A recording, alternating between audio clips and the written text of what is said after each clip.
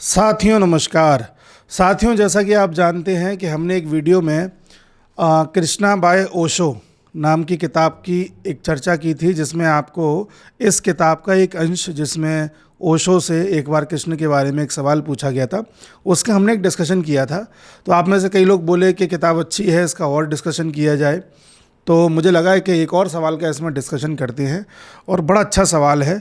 Iran का इस समय वॉर चल रहा है और भारत पाकिस्तान के वॉर के भी कयास लगाए जा रहे हैं कि भाई भारत पाकिस्तान पर हमला कर सकता है, पीओके ले सकता है, तमाम तरह के कयास लगाए जा रहे हैं। तो ऐसी स्थिति में वॉर को लेकर के बड़ा अच्छा सवाल है, और इस किताब का दूसरा सवाल है, उस पर आज हम चर्चा करने जा रहे हैं। ध्यान से सुनना, इस पर भी आपका पर्सपेक्टिव बदल जाएगा। देखिए, किसी ने ओशो से प्रश्न पूछा कृष्ण के बारे में कि भाई कृष्ण ने महाभारत का युद्ध कराने में बहुत महत्वपूर्ण भूमिका निभाई है। कृष्ण चाहते तो इस युद्ध को रोक भी सकते थे, लेकिन युद्ध हुआ, काफ़ी तबाही मची, और देखा जाए तो कहीं ना कहीं कृष्ण भी प्राकृतिक रूप से इसके लिए जिम्मेदार हैं। तो ओशो से पूछा जा रहा है कि आप इसमें कृष्ण का बचाव कर रहे हैं या कृष्ण को कसूरवार मान रहे हैं। तो ओशो सबसे पहले बात तो यही कहते हैं कि देखिए, वॉर और पीस के लिए भी वही बात है जो मैंने पहले बताई थी कि दोनों दो धुरियाँ हैं। जैसे एक छड़ी की दो धुरी होती हैं, कोई एक छड़ी आप लेके आएंगे तो उसकी दो धुरी होती हैं। आप ये कह के छड़ी नहीं ला सकते कि मुझे इस छड़ी की केवल एक ही धुरी चाहिए, दोनों धुरी आपको लानी ही पड़ेंगी। उसी प्रकार से आप अगर पीस चाहते हैं तो आप वॉर को या स्ट्रगल को नकार नहीं सकते, उसको एलिमिनेट नहीं कर सकते। अगर आप शांति चाहते हो तो युद्ध तो आएगा ही, बिना युद्ध के शांति नहीं आ सकती। और हम लोगों की ये गलती है कि हम हमेशा किसी एक चीज़ को चुनना पसंद करते हैं, जबकि इस दुनिया में कोई भी चीज़ अकेले नहीं आ सकती, हमेशा पेयर में या कई सारे गुटों में वो आती है। ये एक पैराग्राफ में बताया गया है। फिर बता रहे हैं कि देखिए, एक कहानी के माध्यम से उन्होंने बताया कि एक व्यक्ति था जो म्यूज़िकल इंस्ट्रूमेंट बजाता था, और एक बार वो म्यूज़िकल इंस्ट्रूमेंट में कोई एक ही की दबा करके बजाया जा रहा था। मतलब आपने जैसे मान लो पियानो है, पियानो में कोई एक बटन दबाए रखूँ मैं और बार बार उसी को दबाता रहूँ, तो आप एक समय के बाद पक जाओगे कि क्या आप एक ही बटन दबाते रहते हो, बाकी कीज़ भी तो हैं, उनका इस्तेमाल करो। तो उससे भी अड़ोसी पड़ोसी पक गए थे कि क्या दिनों रात तुम एक ही बटन दबाते रहते हो, वही सुर सुनाते रहते हो, और भी तो सुर हैं, उनको भी लगाओ।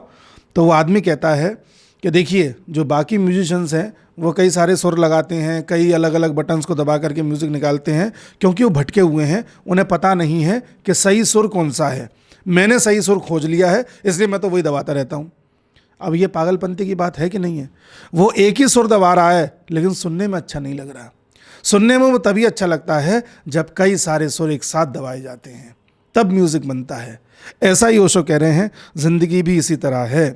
ज़िंदगी में भी जब तक अलग अलग नोट्स नहीं होंगे, नोट का मतलब वो पैसे वाले नोट नहीं, नोट्स यानी अलग अलग सुर, जब तक ज़िंदगी में अलग अलग सुर नहीं होंगे तब तक वो ज़िंदगी नहीं है। एक सुर तो मौत के बाद ही बचा रह जाता है।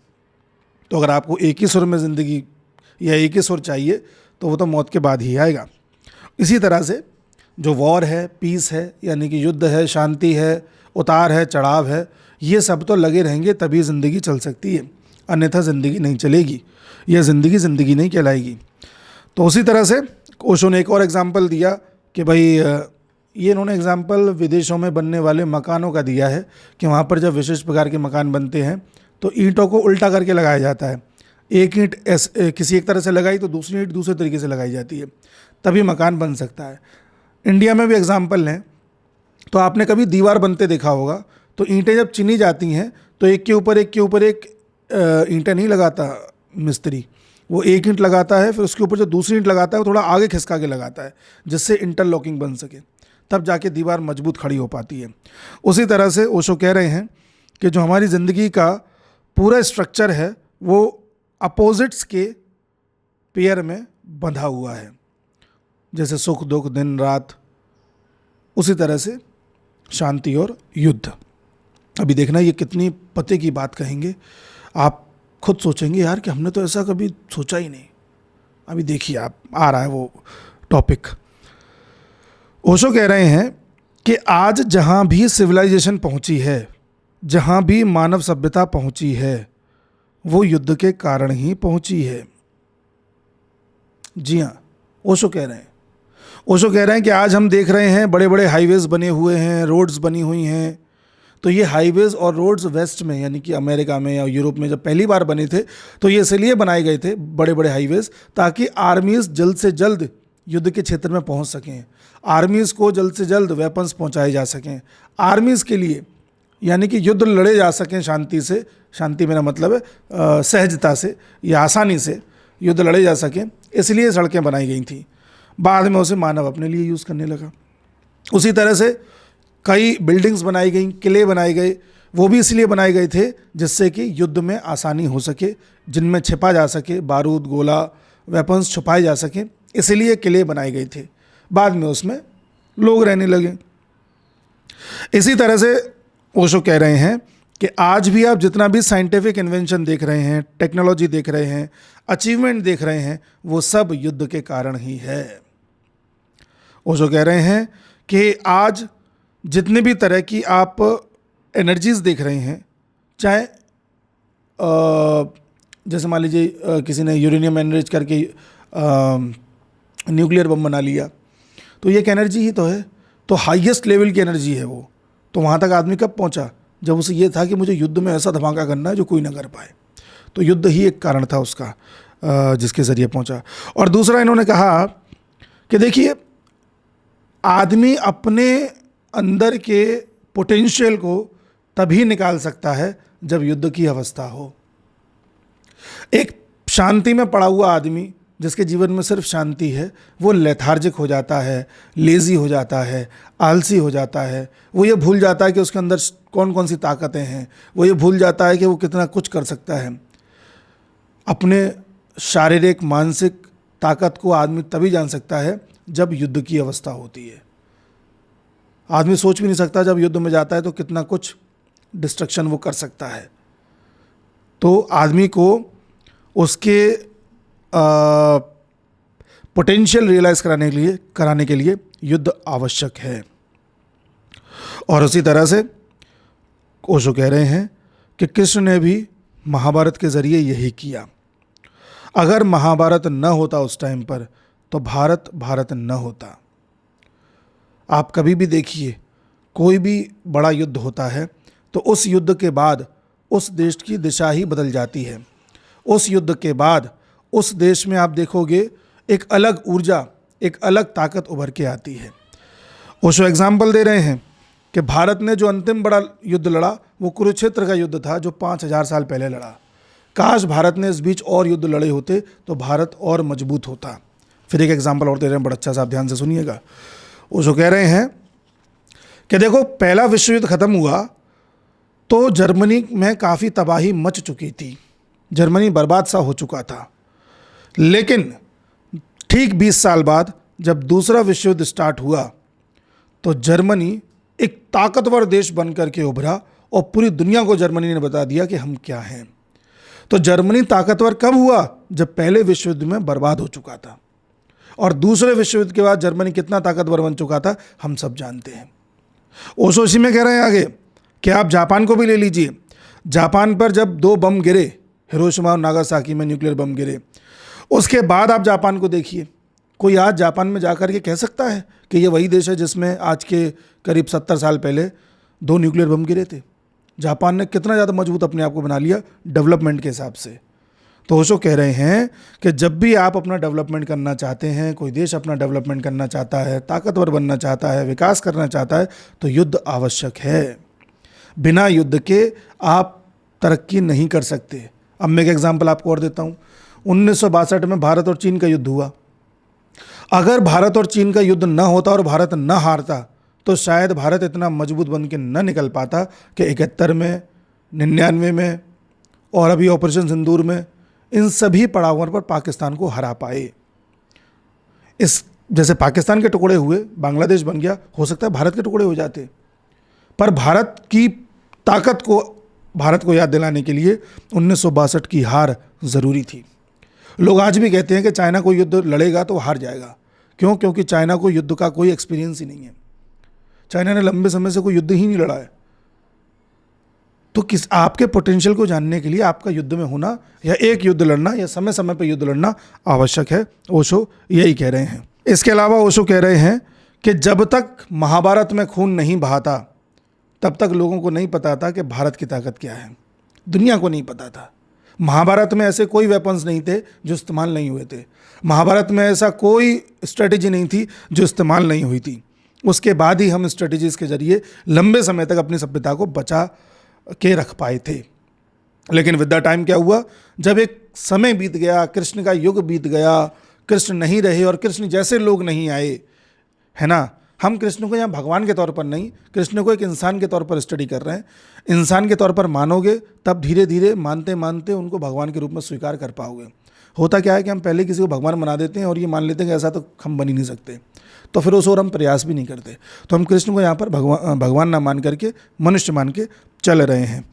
तो इसमें क्या हुआ साहब कि उसके बाद लंबे समय तक कृष्ण नहीं आए, महाभारत जैसा कोई युद्ध नहीं हुआ। तो आप देखिए एक लंबे अंतराल के बाद भारत पर आक्रमण होने लगे। तुर्कों ने आक्रमण किए, मुगलों ने आक्रमण किए, फिर ब्रिटिशर्स ने आक्रमण किए और भारत गुलाम बनता चला गया। भारत के लोगों में वो साहस ही खत्म हो गया जो महाभारत के टाइम पर था। भारत के लोगों में वो विश्वास ही खत्म हो गया जो वो अपने आप को महाभारत के टाइम पर महसूस कर पा रहे थे। और कृष्ण ये भी कह रहे हैं कि महाभारत के टाइम पर भी कुछ टीचर्स ऐसे आए जिन्होंने शांति का संदेश दिया, जिन्होंने कहा कि भाई ये युद्ध मत लड़ो, ये ठीक चीज़ नहीं है, लोगों का खून बह जाएगा। कई लोगों ने कोशिश करी कि महाभारत का युद्ध न हो पाए। सोचिए अगर वो लोग इस कोशिश में सफल हो जाते तो भारत पहले ही टूट जाता। तो कई बार कुछ खून बहा देने से लंबी सभ्यता को बचाया जा सकता है। ये ओशो यहाँ से सिखाना चाह रहे हैं कृष्ण के माध्यम से। आगे कहा गया कि भाई जब मुगल आए, ब्रिटिशर्स आए, तब भी भारत लंबे समय तक गुलाम बना रहा, उस गुलामी की जंजीरों को तोड़ नहीं पाया। कारण फिर से लोग पेसिमिस्ट हो गए। पेसिमिस्ट का मतलब अरे छोड़ो यार, अब ठीक है जैसा है, लेजी टाइप, जिनमें कोई एक्टिवनेस नहीं है, वो पैसिव होते हैं। ठीक है, तो हम लंबे समय तक युद्ध टालते रहे और हमें ऐसे लोग मिलते रहे जो युद्ध टालने की हमें शिक्षा देते रहे। फलस्वरूप 800 साल तक हम गुलाम बने रहे। और इसीलिए ब्रिटिशर्स का ही एग्जाम्पल दे रहे हैं ओशो। ब्रिटिशर्स हो गए, पुर्तगाली हो गए, उस समय पर जापान भी ताकतवर था। ये देश पूरी दुनिया में अलग अलग देशों पर अपनी हुकूमत चला पाए, कंट्रोल कर पाए। जरा जरा से देश थे, अपने पानी के जहाज़ों के माध्यम से, सेनाओं के माध्यम से पूरी दुनिया के अलग अलग सत्ताओं को अपने सहारे पर नचा रहे थे। कारण क्या था? क्योंकि ये युद्ध के लिए तैयार थे, ये लड़ना जानते थे। कई लोगों से आपने सुना होगा कि भारत इसलिए भी गुलाम बना अंग्रेज़ों का क्योंकि अंग्रेज़ों के पास गन्स थी, बंदूकें थीं, हथियार थे। भारत के पास कुछ नहीं था, तलवार भाला ये सब था। तो भारत युद्ध के लिए तैयार ही नहीं हुआ ना कभी। अगर भारत युद्ध के लिए तैयार बैठा होता और एक बंदूक भारत पे भी होती तो हम कभी ब्रिटिशर्स के गुलाम नहीं बनते। तो इसीलिए तरक्की के लिए, डेवलपमेंट के लिए युद्ध जरूरी है। जब आप एक चीज़ चुनते हैं कि मुझे केवल शांति चुननी है, तब आप अपना डेवलपमेंट नहीं कर पाएंगे। यही कृष्ण कह रहे हैं, यही ओशो कह रहे हैं। आपको सब चुनना पड़ेगा। मुझे शांति भी चुननी है, मुझे युद्ध भी चुनना है, मुझे सुख भी चुनना है, मुझे दुख भी चुनना है, तब जाकर के ही आपका विकास संभव है। ये पिछले आंसर में भी ओशो ने बताया था। और यहाँ पर भी उन्होंने एक बात कहने की कोशिश करी कि आज भी अगर आप देखें तो कई ऐसे लोग आपको मिलेंगे जो ये समझाने का प्रयास करते हैं कि नॉन वायलेंस ही सब कुछ है, अहिंसा अहिंसा अहिंसा। ना, अहिंसा अहिंसा से काम नहीं चलता है। आज भी अगर आपको अपनी एग्जिस्टेंस बचाए रखनी है तो आपको गांधी को भी चुनना पड़ेगा, आपको हिटलर को भी चुनना पड़ेगा। आप केवल गांधी को चुनेंगे तब आप फंस जाएंगे, और आप केवल हिटलर को चुनेंगे तब भी फंसेंगे। यहाँ पर यही समझाने का प्रयास किया गया है। और इसीलिए कहा गया है कि फियरलेसनेस होनी चाहिए ज़िंदगी में, एक्सपेंसिवनेस होनी चाहिए हार्ट्स और माइंड्स में। यानी कि आपके अंदर डर नहीं होना चाहिए, आपके हृदय में और आपके मस्तिष्क में फैलाव की भावना होनी चाहिए कि मुझे एक्सपेंड करना है और फैलना है। और तब जाकर के आप ये जान पाते हैं कि स्वीकार्यता क्या है। तब आप उस थॉट से ऊपर उठ पाते हैं कि अरे मैंने खून बहा दिया, अरे मैंने अपनों को मार दिया। इस थॉट से ऊपर उठेंगे तभी आप समझ पाएंगे कृष्ण कहना क्या चाह रहे हैं। इसी में ओशो ने गांधी के साथ रसल का भी एग्जाम्पल दिया है। तो बात वही है नॉन वायलेंस वाली जो मैंने आपको बताई। ओशो फिर आगे ये कह रहे हैं कि आज के समय में जो दुनिया है वो बड़े युद्ध के लिए तैयार नहीं है। हम छोटे युद्ध लड़ सकते हैं लेकिन बड़े युद्ध के लिए तैयार नहीं है, क्योंकि साइंस के माध्यम से दुनिया आज वहाँ पहुँच गई है कि एक बड़ा युद्ध पूरे प्लेनेट को ही नष्ट कर देगा। इसलिए आज अगर आपको युद्ध लड़ना है तो आपको चांद पे जाना पड़ेगा, मंगल पे जाना पड़ेगा, वो भी हो सकता है आपके लिए कम पड़ जाए। तो कोई ये कहे कि आज एक महाभारत हो जाए पूरी दुनिया में, तो आज पॉसिबल नहीं है, बट हाँ छोटे युद्ध पॉसिबल हैं आज। मतलब ओशो ये कहना चाह रहे हैं कि कोई महाभारत को आज कराना चाहे तो आज पॉसिबल नहीं है, क्योंकि हम न्यूक्लियर बम तक पहुंच चुके हैं और दुनिया के सारे न्यूक्लियर बम फोड़ दिए जाएं एक साथ तो पूरा प्लेनेट ही तबाह हो जाएगा, ये ओशो कह रहे हैं। साथ ही ओशो ये भी कह रहे हैं बट थॉट हमें ये लेके चलना चाहिए कि युद्ध के लिए तैयार रहो। कई बार आपने देखा होगा घरों में ऐसी स्थिति आ जाती है, इसमें एग्जाम्पल दिया हुआ इसलिए बोल रहा हूँ, कई बार आपने देखा होगा घरों में ऐसी स्थिति आ जाती है कि डेली टेंशन टेंशन टेंशन, आदमी परेशान है, दो भाई आपस में लड़ रहे हैं, है ना, सास बहू लड़ रही है, पिता पुत्र लड़ रहा है, ज़मीनों के लिए विवाद हो रहा है, मतलब ये हाल हो गया कि एक बीमारी लग गई एक समय के बाद टेंशन के मारे। तो ओशो कह रहे हैं कि जब ऐसी स्थिति हो तो युद्ध एविटेबल हो जाता है, यानी कि आपको युद्ध करना ही पड़ता है, क्योंकि इस तरह से शांति लाने का जो प्रयास होता है वो युद्ध से भी घातक होता है। यानी कि आप जो चाह रहे हो डेवलपमेंट या जो परिस्थिति आप चाह रहे हो वो फिर युद्ध से ही आएगी। अगर आप सोचोगे नहीं युद्ध न लड़ें, ऐसी परिस्थिति बनी रहे, तो फिर जो परिणाम होंगे वो युद्ध के परिणामों से भी घातक परिणाम होंगे। इसलिए युद्ध भी ज़रूरी हो जाता है। आप समझ रहे हैं कि जैसे कई बार कोई इन्फेक्शन फैल गया आपके पैर में, पैर की उंगलियों में, और वो इस कदर फैला हुआ है कि वो धीरे धीरे पूरे शरीर में फैल जाएगा और आपकी मृत्यु हो जाएगी। तो ऐसी स्थिति में ज़रूरी हो जाता है कि आपका पैर काटा जाए। अगर आपने उस समय पैर नहीं काटा कि नहीं नहीं मेरा पैर नहीं कटना चाहिए, मेरी उंगली नहीं कटनी चाहिए, ये तो मेरा अंग है, ये तो मेरा अपना है, तो एक समय के बाद आप मर जाएंगे। तो अगर आपको मृत्यु चुननी है तो मत काटिए, लेकिन आपको जीवन चुनना है तो उस समय काटना पड़ेगा, और काटते समय आपको दर्द भी होगा, बुरा भी लगेगा, जो काटने वाले हैं कटवाने वाले हैं उनको भी बुरा लगेगा।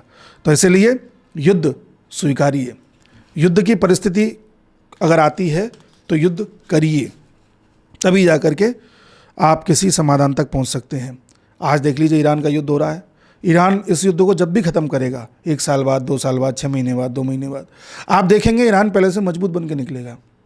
हो सकता है कि उसको दोबारा वेपन इकट्ठा करने में, अपनी जो बिल्डिंग्स टूट गई हैं, बम फूटे हैं, उसको नॉर्मलाइज करने में हो सकता है ईरान को 10 साल लग जाएं, पर 10 साल बाद, 15 साल बाद जब भी ईरान निकल के आएगा तो पहले से मजबूत होगा, क्योंकि वो युद्ध में जा चुका है। इसराइल को देखिए, सबसे ज़्यादा युद्ध में इसराइल गया है, 5-5, 6-6 देशों के साथ एक साथ लड़ा है। और आज जरा सा इसराइल, जिसमें यहूदी कुल 70 लाख के आसपास रहते हैं, यहूदी की बात कर रहा हूँ, वो इतनी ताकत रखता है कि आस पड़ोस के सब देशों को हड़का के रखता है और दुनिया के तमाम देशों से पावरफुल है। क्यों? क्योंकि युद्ध किया है।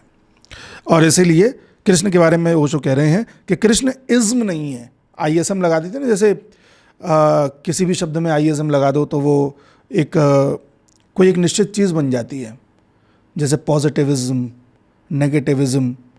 तो वो कह रहे हैं कि इज्म नहीं है कृष्ण, कृष्ण नॉन इज्म है, वो ना पॉजिटिव है ना नेगेटिव है। या तो ऐसे समझ लो, यही समझ लो, पॉजिटिव नेगेटिव न्यूट्रल सब है। तो आप कोई एक इज्म से कृष्ण को दर्शा नहीं सकते। साथ ही ओशो ये भी कह रहे हैं कि आप यदि ये चाहते हो कि आप किसी भी स्तर से आप जीवन को समझना चाहो, आप जीवन की हाइट्स को समझना चाहो, तो आपको भी इज्म से बाहर आना पड़ेगा। आपको ये स्वीकार्यता लानी पड़ेगी कि हर परिस्थिति को एक्सेप्ट करना। वही एक्सेप्टेंस वाली बात जो हम चर्चा करते हैं कि आप डरते क्यों युद्ध से, आप चाहते क्यों पीस। पीस में तो आप पड़े रहोगे यार अजगर की तरह, अरे शांति है, कुछ करना ही नहीं है, कोई दिक्कत नहीं।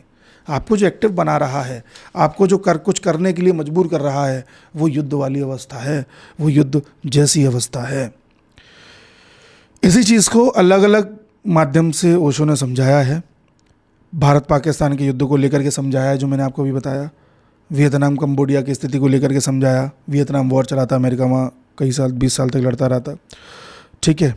और कुछ ब्रिटिशर्स का भी एग्जाम्पल दिया है, किस तरह से उन्होंने कब्जा किया था। अब इस पूरे एक्सप्लेनेशन को मैं सार के रूप में आपको समझा चुका हूँ, तो दोबारा रिपीट करने की आवश्यकता नहीं है। बट यही कह रहे हैं कि life is an adventure of energy, and people who lag behind in this adventure for lack of energy and courage eventually have to die and disappear from this scene. Perhaps we are such a dead people. तो जो लोग ज़िंदगी के adventure से, adventure of energy से परे रहना चाहते हैं वो एक ना एक दिन मर जाते हैं या मरे हुए ही होते हैं। आपने वो कौन है, डार्विन की थ्योरी पढ़ी होगी, सर्वाइवल ऑफ द फिटेस्ट। जो सबसे फिट होगा, जो परिस्थितियों में लड़ना जानता होगा, वही जिंदा बचेगा, बाकी सब विद द टाइम मर जाएंगे या मरे हुए जैसे हो जाएंगे। और इसीलिए कृष्ण भी इसी संदर्भ में कह रहे हैं कि आपको एनर्जी से लेस रहना है, एडवेंचरस लाइफ को एक्सेप्ट करना है। ओशो इसमें एक एग्जांपल और दे रहे हैं कि देखिए एक टाइम था जब यूरोप लड़ने के लिए तैयार था। जर्मनी को देखो कितना ताकतवर हो गया था, नेटो कितना ताकतवर हो गया था, यूके तो ताकतवर था ही एक टाइम पर, उस समय तो एक अलग ही जलवा था। लेकिन विद द टाइम क्या हुआ, यूरोप ने भी भारत की तरह, जैसे महाभारत के काल के बाद भारतीयों ने शांति को चुना, कह रहे हमें अब युद्ध नहीं करना, अरे धीरे धीरे धीरे धीरे भारत इतना शांत हो गया, इतने यहाँ के लोग डेड टाइप के हो गए कि कोई भी आके कब्जा कर ले रहा है, कोई भी इनको दबा दे रहा है, कोई किसी की भी गुलामी कर ले रहे हैं। ऐसा ही अब यूरोप के साथ हो रहा है। ओशो ने जब ये बात कही होगी शायद 1990 के आसपास कही होगी, तो उस समय तक भी यूरोप का वही हाल हो गया था। और आज भी आप यूरोप को देख लो, वहाँ के लोगों ने वही अब शांति चाहिए, हमें नहीं लड़ना, हम मानवता में मानते हैं, नॉन वायलेंस में मानते हैं, ये फिलॉसफी पकड़ के यूरोप बैठ गया। और 60-70 साल में आज देख लो यूरोप की वो स्थिति हो गई है कि यूरोप को बचाने वाला आज कोई नहीं है। यूक्रेन पर रशिया देखो किस तरह से चढ़ बैठा, बाकी पोलैंड हो गया, बेलारूस हो गया, फिनलैंड हो गया, नॉर्वे हो गया, इन सबको डर लगा रहता है कहीं रशिया का अगला निशाना हम ना हो जाए। और इन सभी को अमेरिका किस तरह से हड़का के रखता है आप भी देख रहे हैं। अमेरिका कहता है उनका ग्रीनलैंड ले लेंगे, तो ग्रीनलैंड की धमकी डेली देता है और वो कुछ कर नहीं पा रहे हैं।